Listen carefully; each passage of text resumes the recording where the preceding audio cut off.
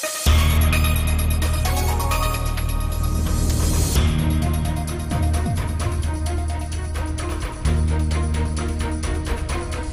la une ce soir, Ferdi Louizy ferme les écoles situées à proximité du littoral.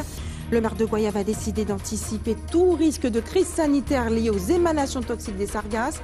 Le reportage de Linda Kayarsi est à venir. Et le colloque sportif de Guadeloupe s'est achevé cet après-midi au vélodrome de Gourdeliane à Bemao.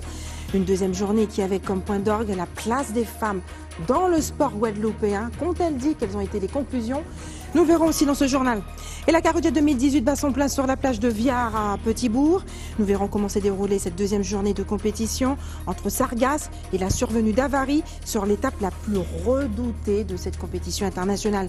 Et enfin, dans ce journal, nous parlerons art avec l'exposition de 3 créateurs à Rémy Nassouta à Pointe-à-Pitre, Renaud Berbecas, Aline Valmorin et Yoni Balin. 3 univers à découvrir. Bonsoir et bienvenue sur ATV Guadeloupe. Face aux émanations toxiques liées aux sargasses, Ferdi Louizy, le maire de Goyave a décidé de fermer l'école de Christophe. Aujourd'hui d'ailleurs, toutes les écoles étaient fermées, excepté celles situées dans le centre-ville, afin de permettre aux enseignants de se rencontrer. Reportage Linda Kayarsi. Des salles de classe désertes, des livres, du matériel prêt à être emballé. Pour en connaître la cause, il suffit de regarder à travers les persiennes. Les sargasses ont envahi massivement le littoral.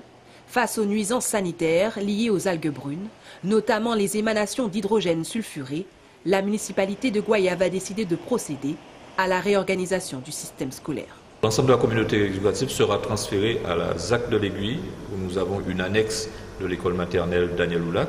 Et tous les enfants qui étaient dans cette annexe vont être regroupés sur le site principal de l'école maternelle Daniel Oulac. Donc on a 2 transferts en réalité. L'école élémentaire de Christophe transférée à la ZAC et puis les élèves de la ZAC de l'Aiguille qui sont transférés quelques centaines de mètres plus loin à l'école Daniel Oulac d'Anico. En ce qui concerne l'organisation actuelle des rythmes scolaires, elle demeure inchangée. En outre, le transport d'élèves sera réorganisé et pris en charge par la CANBT au point de ramassage scolaire habituel. Coût de cette opération d'urgence, plus de 50 000 € et 24 agents sollicités pour procéder au déménagement et au nettoyage des écoles impactées. Des localisations réalisées entièrement sous les fonds communaux. Il y a beaucoup de choses qui sont faites, des prélèvements régulièrement par les services de l'ARS, beaucoup de réunions. Moi, ce que je dénonce, c'est l'inertie des services de l'État. Nous n'avons rien reçu jusqu'à maintenant. J'appelle le nouveau préfet pour qu'il y ait plus de réactivité, mais aussi beaucoup plus d'action. Moi, je pars du principe action, efficacité. Aujourd'hui, il y a beaucoup de réunions, beaucoup de discussions. Moi, ce qui m'intéresse, c'est qu'on puisse agir rapidement pour préserver la santé des Guadeloupéennes et des Guadeloupéens. Aujourd'hui, la réorganisation du système scolaire concerne uniquement les écoles de Christophe, de la ZAC de l'Aiguille et de Daniel Oulac d'Anican. L'école François-Auguste fonctionne quant à elle normalement. Nous avons entamé depuis 2014, nous avons entamé la possibilité de construire une nouvelle école dans l'intérieur des terres à Bois-Sec. Le marché a été accordé, les travaux devraient démarrer d'ici la fin de l'année et ça va nous permettre de régler définitivement le problème de l'exposition au risque naturel de l'école de Christophe. Le transfert de la communauté éducative et du matériel se poursuit jusqu'en juillet. La réouverture des établissements impactés par les sargasses n'est pour l'heure pas à l'ordre du jour. Chlordécone, sargasses, incendie du principal hôpital de l'archipel. Une saison cyclonique qui devra débuter dans 15 jours. Êtes-vous inquiet pour l'avenir de la Guadeloupe? Linda Kayarsi et Karen Diama vous en posez la question. Voyons tout de suite vos ressentis. Oui et non. Peur parce que les choses sont très difficiles. Les problèmes du CHU, le problème de sargasses, l'environnement se réveille, c'est-à-dire presque comment dire, je ne dirais pas une punition, mais on a tellement abusé de la nature que la nature se révolte un peu contre l'homme. Peur, c'est-à-dire je crains qu'ici aux Antilles ne deviennent pas des réfugiés climatiques, comme les migrants de la métropole. On ne sait pas, maintenant ce sont les sargasses, mais on ne sait pas, peut-être ce sera peut-être la soufrière, ce sera autre cataclysme, je ne sais pas. Donc c'est vrai que j'ai un peu d'espoir, je garde l'espoir, mais c'est pas toujours évident actuellement. Oui, bien sûr. Hein. Pourquoi? Ben, parce que le CHU, tout le monde en a besoin. Ben, même pas qu'on a un certain âge, mais aussi tout le monde est concerné. Et la sargasse aussi, c'est pareil. Je pense que ça arrange le gouvernement que les gens aient ce petit degré de peur. Quand ça sera vraiment extrême, ils vont intervenir. Pour l'instant, on laisse durer le suspense. Et deuxièmement, avec toutes les sargasses, je pense que ce n'est plus Karukera, mais ce sera Sargassera, en fait. Mais non, et puis les gens sont pas trop là-dessus. Quand vous entendez parler de, sans faire de pub, tous les événements entre Karujet, etc., on sent que les gens sont plus préoccupés par des choses comme des épiphénomènes plutôt que ça. Parce que quand on fait quelques études, on voit que ça vient depuis l'Amazonie. Ce sont tous les confluents qui ramènent tous les pesticides de toutes les terres agricoles au Brésil. Donc c'est quelque chose qu'il faut prendre de façon globale et pas uniquement nettoyer la plage de Sainte-Anne, nettoyer la plage de Bois-Jolant. Ça ne peut pas être fait et résolu à l'échelle du simple citoyen. Donc ça c'est une concertation entre des États. Donc c'est plus de notre fait. Oui, tout le monde a peur parce qu'il y a des gens qui sont malades, il n'y a pas d'hôpital, il n'y a pas de médecin, tout le monde a peur. Bon, j'ai peur, mais je pense qu'on peut bien se débrouiller et arranger les choses. Je pense que bon, l'odeur, le vent part avec partout, même si on n'est pas près de la mer, mais peut-être en montagne aussi, ça arrive loin, ça. Hein. Il y a d'autres problèmes aussi en Guadeloupe? Il y a beaucoup d'autres problèmes, je ne suis pas obligée de citer. Et puis, quelle place occupent les femmes dans le sport guadeloupéen et notamment dans le sport de haut niveau? La question a été débattue aujourd'hui au colloque sportif initié par la région Guadeloupe au vélodrome de Gourdeliane à Bemao. Deuxième journée, dernière journée d'ailleurs de débat. Quel a été le constat? Élément de réponse avec Anne-Elisabeth Artsen et Moïse Dexter. De Marie-Josée Pérec à Christine Aron, en passant par Laura Flessel, la Guadeloupe est également une terre de championnes. L'occasion pour ce colloque de mettre l'accent sur la place des femmes dans le sport. Dès que j'ai été contactée par M. Méfond pour intervenir, j'ai été emballée, honorée, parce que j'ai mis en place avec des amis un club de basket il a 7 ans, 100% féminin. Et nous pensons que les femmes, on a toujours 2 fois plus de boulot pour se faire entendre. Et qu'on a un problème de visibilité sur le sport avec les femmes, on a un problème de visibilité, ne serait-ce que par rapport à nos performances. Puis je pense qu'une visibilité plus accrue par des égéries, hommes ou femmes, nous permettrait d'aller plus loin, de se faire voir. Cette table ronde a également permis de mettre l'accent sur les discriminations dans le sport, notamment vis-à-vis des femmes. Dans le sport, oui, puisque le sport a cela de particulier qu'il peut être à la fois acteur de la lutte contre les discriminations, mais auteur de discrimination. Donc tout le travail est de réfléchir à la question du rapport aux discriminations ou pas, ou à la prévention des discriminations que le sport peut représenter. J'ai un cas, j'avais travaillé sur ce cas juste avant de venir, c'est le cas d'Amélie Mauresmo quand elle avait parlé lors du tournoi de Roland-Garros, où elle avait contesté le fait que lors du tournoi de Roland-Garros, les femmes étaient payées la moitié moins que ceux qui étaient payés les hommes dans un tournoi de tennis. C'est un exemple aussi simple que ça. Si la pratique sportive des femmes guadeloupéennes est en forte progression depuis plusieurs années, elle demeure encore inférieure à celle des hommes. Et puis deuxième journée aussi pour la compétition internationale de jet ski Karujet qui se tient sur la plage de Viard à Petit-Bourg.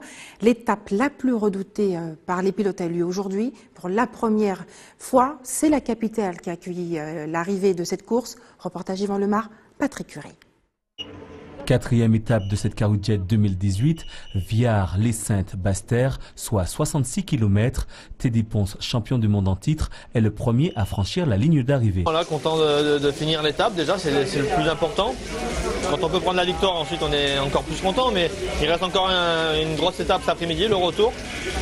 Voilà, qui va être aussi compliqué que l'aller, je pense. Mais voilà, écoutez, le principal est fait, on va dire. Côté guadeloupéen, William Lopen prend la 4e place. C'était une course très dure, surtout au niveau du canal et de Capesterre. La mer était super mauvaise, on ne voyait pas super bien. Une mauvaise visibilité, alors c'était vraiment au pif. Je suis resté avec les 3 premiers, Médori, Alexandre Barry, Teddy Ponce. Après il y avait d'autres qui étaient à côté de nous aussi, bon je ne sais pas lesquels, je ne regardais pas vraiment. J'ai fait le maximum que je pouvais. Et je suis vraiment très content de moi et très content aussi des sponsors aussi qui nous suivent aussi en ce moment. Dans la catégorie amateur, William Seal est le premier à franchir la ligne d'arrivée. Il devance Naya Granger et Hugues de Grand-Maison. Et notez que pour la 2e fois consécutive, c'est le Français Alexandre Barry qui a remporté aujourd'hui cette 5e étape à Basse-Terre. Et puis, qu'avez-vous pensé de cette étape dans le chef-lieu? Souhaitez-vous qu'elle soit reconduite dans les années à venir? Voyons ce que vous en pensez avec Yvan Lemar et Patrick Curie. C'est sûr que je suis contente que la carouette rentre à Basse-Terre. On est un petit peu oublié quand même sur la Basse-Terre. Donc j'espère que ça continuera encore des années. Oui, dans les années à venir, oui, ça serait super pour la Basse-Terre. Franchement, je dis que ça serait une bonne chose. Ah oui, ça manque beaucoup sur la Basse-Terre. Effectivement, voilà. Le sport, moi-même, je suis un sportif. Alors, que ça soit fait tous les années, que du sport encore s'étend dans la ville, comme nous sommes dans la capitale, le sport en premier et la jeunesse sera parfait. Et vous êtes content que ce soit à Basse-Terre justement? Pour moi oui, ça fait un plus pour Basse-Terre parce que Basse-Terre n'a rien. Pas l'habitude, donc on est très content que ça arrive à Basse-Terre. Et il faudrait qu'on remette le... Oui, ce sera une belle expérience. Ça fait plaisir, c'est la première fois je pense. Et c'est à renouveler évidemment, ça met une belle ambiance sur l'esplanade. C'est-à-dire que je suis très content de voir cette arrivée ici à Basse-Terre parce que c'est pour la première fois que je vois l'arrivée de carouette. Je suis de Grande Terre, je passe à Petit-Bourg, on voit rien, on passe à Poitiers, on voit rien. Ici à Basse-Terre, c'est la première fois, je suis content aussi. Une première à Basse-Terre, je dis bravo, je dis qu'on devrait pérenniser cette action-là.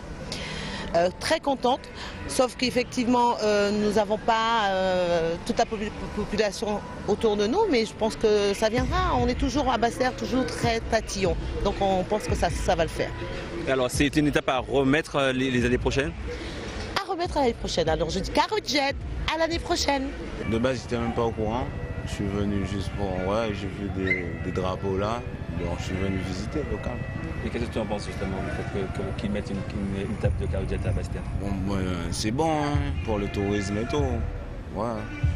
C'est plutôt positif. Et restez sur ATV Guadeloupe dans quelques minutes. Les découvertes des équipes de Greenpeace sur le récif corallien de l'Amazone en Guyane. Et puis découverte de la dernière exposition à voir absolument à la salle Rémy Nasuta à Pointe-à-Pitre jusqu'au 31 mai. Parlons de cette découverte. Le récif corallien de l'Amazone se prolonge au large de la Guyane. C'est ce qu'ont découvert les expéditions des équipes de Greenpeace. L'ONG a dévoilé ses conclusions à la suite d'une enquête menée depuis plusieurs mois à la presse internationale en Guyane. Il s'agit d'une avancée importante pour la science. Les précisions de Pierre Tréfou d'ATV Guyane. C'est une découverte majeure pour l'environnement sous-marin guyanais. Un récif corallien à 150 km des côtes de la Guyane, par l'Esperanza, le bateau de recherche de Greenpeace.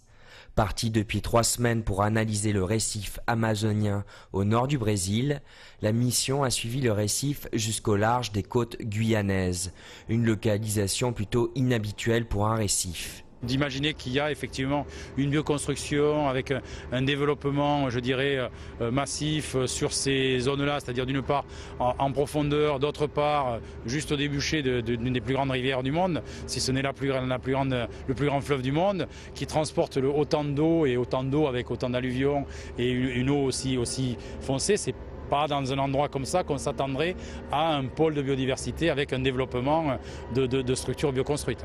Un récif qui est d'ores et déjà menacé, puisque la compagnie pétrolière Total possède 5 concessions à l'embouchure de l'Amazone. Et c'est sur l'une de ces concessions que le récif amazonien a été observé.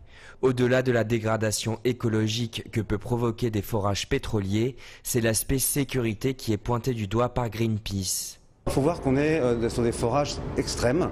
On est déjà sur des techniques non conventionnelles, dans le sens où ils souhaitent forer aux alentours de 2000 mètres. Et après, il y a encore plusieurs kilomètres de forage à faire pour atteindre les éventuelles nappes d'hydrocarbures. Déjà, c'est quelque chose d'extrêmement risqué. C'est des technologies extrêmes et risquées. Si on ajoute à ça l'influence du fleuve, la force des courants, comme on vous l'a dit, on était incapable, avec les courants qu'on a rencontrés, de mettre à l'eau le robot qui nous aurait servi à prendre des échantillons. L'industrie utilise le même type de technologie. Donc il y a un facteur de risque qui est accru. Et après, du fait que les premiers forages sont aléatoires, c'est-à-dire qu'on ne sait pas sur les quantités, le rapport entre le gaz, la pression qu'il peut y avoir, c'est là où le risque d'éruption de la tête de pont est le plus élevé. C'est ce qui s'était passé avec Deepwater Horizon il y a quelques années. Avec un écosystème unique, la question de la protection de cet environnement et de la dangerosité du site vont freiner l'exploitation de ce gisement. De son côté, Greenpeace va continuer de sensibiliser la population sur les risques de forage au large des côtes guyanaises. Il y a 37 ans, disparaissait une légende du reggae, Bob Marley, un musicien unique qui a marqué plusieurs générations.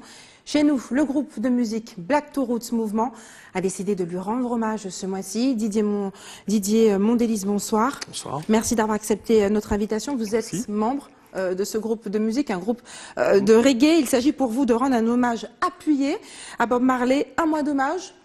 Comment va-t-il se décliner? Nous avons été contactés par l'équipe de l'Atrium en fait pour justement marquer ce mois avec un concert en fait. On va jouer une partie de notre répertoire, mais aussi bien évidemment des morceaux de Bob Marley, qui est, on va dire, vraiment la figure emblématique du reggae. Et donc nous allons ouvrir ce mois, donc demain, un concert qu'on fait donc à l'Atrium, voilà. Ensuite, il y aura aussi le 18 de ce mois aussi, le 18 mai, voilà. Yann Negrite aussi qui aura une prestation où il va aussi faire un petit hommage. Et on va terminer le 26 mai par Smiley, Génie, puis Dimitri Paul qui vont aussi, à leur manière, rendre un superbe hommage aussi par un tribute to Bob Marley. Voilà.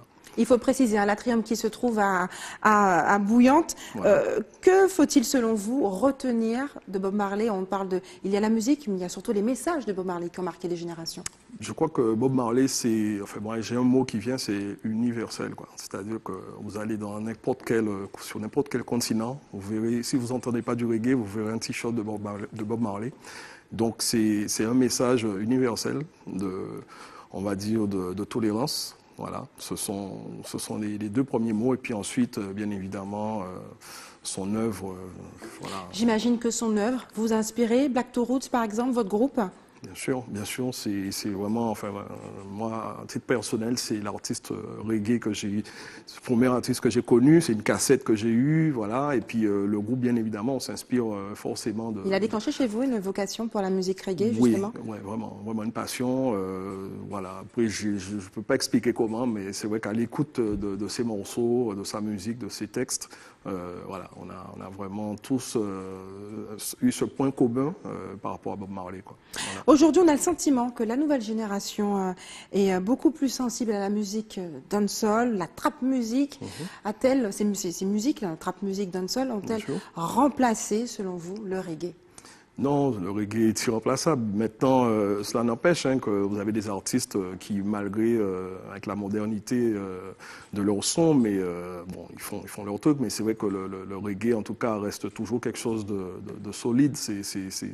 C'est pas, comment dire, intemporel, en fait. Quelle est la différence, finalement, entre le reggae et la dancehall? On va dire surtout le message, mais il faut savoir aussi que le reggae, c'était deux époques, on va dire, c'est pas les mêmes époques.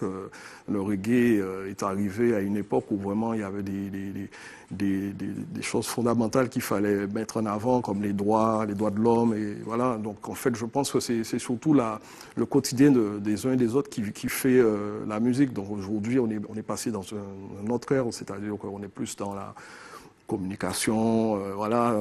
Donc je pense que les artistes n'ont pas les mêmes messages. C'est vrai que... Vous avez un regard critique sur cette nouvelle génération d'artistes? Non, pas critique. C'est une autre époque. Il y a de très très bons artistes qui font dans le dancehall, la trap et tout ça. Il y a de très très bons artistes. Il y a vraiment des gens qui me bluffent d'ailleurs. Donc faut pas avoir un critique. Au contraire, faut essayer de comprendre et s'ouvrir à tout ça. Et bien évidemment, en leur disant qu'il faut avoir des messages toujours positifs, parce que c'est ça qui est le plus important.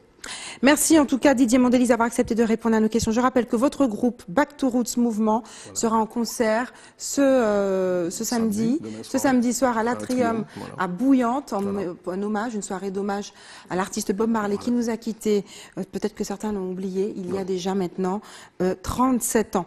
Et eux aussi ont quelque chose à dire à travers leur art. Il s'agit de Renaud Berbouécas, Aline Valmorin et Yoni Baltin. Tous les trois exposent en ce moment, et ce jusqu'au 31 mai à la salle Rémy Nassouta à Pointe-à-Pitre, découverte de leurs œuvres de tout de suite avec Anne-Elisabeth Arsène et Moïse Dexter. 3 artistes pour une expo, c'est le défi de l'artiste Chaka qui a réuni en un seul lieu sculpture, peinture, couture et bande dessinée. J'ai rassemblé un petit peu les 3 acteurs et un peu métissé la chose pour montrer exactement ce que nous a délégué nos ancêtres et montrer en fait l'art antillais et l'art en général. Cette exposition s'adresse à tout public, enfants, personnes âgées, enfants autistes et toute personne, tout âge. Aline coud depuis environ 15 ans. Cette expo lui permet de valoriser son art. Je propose des vêtements traditionnels, modernisés, que ce soit pour les jeunes ou les plus âgés.